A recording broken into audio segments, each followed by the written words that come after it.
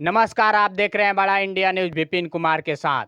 इस वक्त की हम बड़ी खबर आप सबके बीच बताने जा रहे हैं कि बिहार के चर्चित यूट्यूबर कहे या पत्रकार कह लीजिए या बीजेपी का कार्यकर्ता सदस्य कह लीजिए, ये अब बीजेपी से इस्तीफा दे चुके हैं।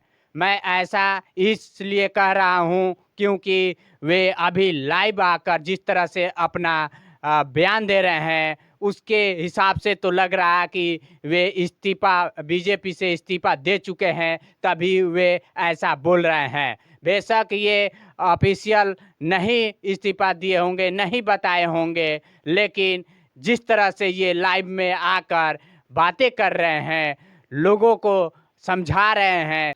29 तारीख को बिहार के विक्रमगंज में प्रधानमंत्री का एक सभा होना है, जिसके लिए मनीष कश्यप जनता से लाइव आकर मना कर रहे हैं कि आप जब प्रधानमंत्री का सभा हो तो उसमें नहीं जाइए।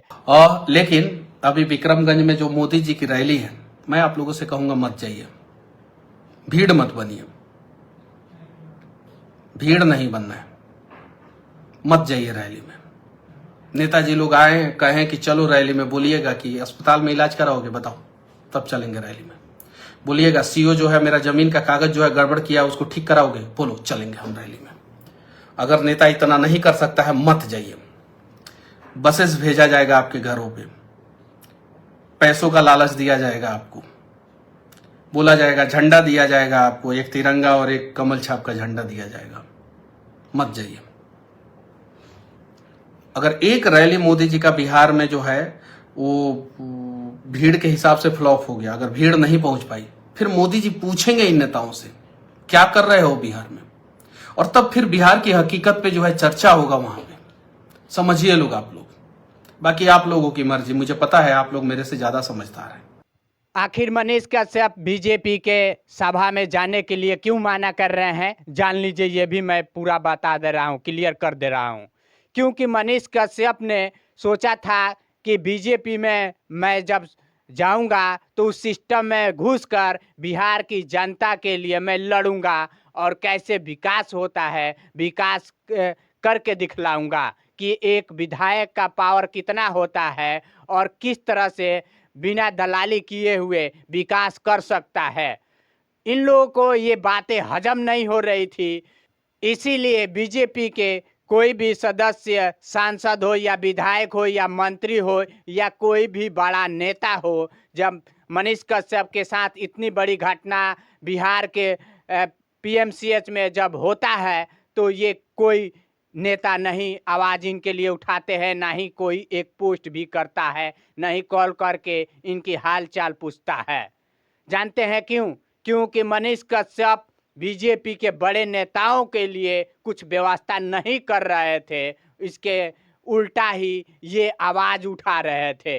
अब जब इन्होंने सोचा कि मैं एक ताकतवर कैसे बनूंगा, क्योंकि ये लोग तो जितने भी बड़े नेता हैं, ये तो एक पावरफुल नेता है, तो मैं कैसे पावर में आऊंगा।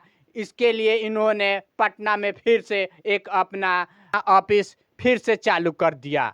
इन लोगों को लगा कि अब मनीष कश्यप फिर से हम लोग का पोल खोलेगा, पार्टी में है तो क्या है। ये अपने तरीके से, अपने अंदाज में ये काम करना चाहता है। ये हम लोगों के बताए हुए रास्ते पे नहीं चल रहा है और हम लोगों को व्यवस्था ये नहीं कर रहा है और करने भी नहीं दे रहा है। इसलिए ये लोग मनीष कश्यप के साथ इस तरह की गद्दारी किया है। नेताओं को जानते हैं क्या सोच होता है? नेताओं का सोच ये रहता है कि कोई भी हमसे नीचे का जो नेता है, कार्यकर्ता है, ये हमारे लिए हर तरह के व्यवस्था करे, कोई भी चीज का कमी हो उसकी ये व्यवस्था करे। मनीष कश्यप ऐसा नहीं कर रहे थे और ना ही सोचे थे कि इस तरह का व्यवस्था मैं बड़े नेताओं को करके दूंगा। इसलिए ये जितने भी बड़े नेता हैं ये पीछे हट गए मनीष कश्यप के बुरे स्थिति में। मनीष कश्यप को जब चोट लगा, जब ठोकर लगा, जब धक्का लगा, तो समझ में ये आया कि हमारे लिए कोई भी बड़ा नेता अब नहीं आ पाएगा और ना ही आवाज़ उठा पाएगा, क्योंकि हम सिस्टम के खिलाफ हैं। कौन से सिस्टम के खिलाफ है? जो भ्रष्टाचार कर रहा है उसके खिलाफ में ये मनीष कश्यप आवाज़ उठा रहे हैं।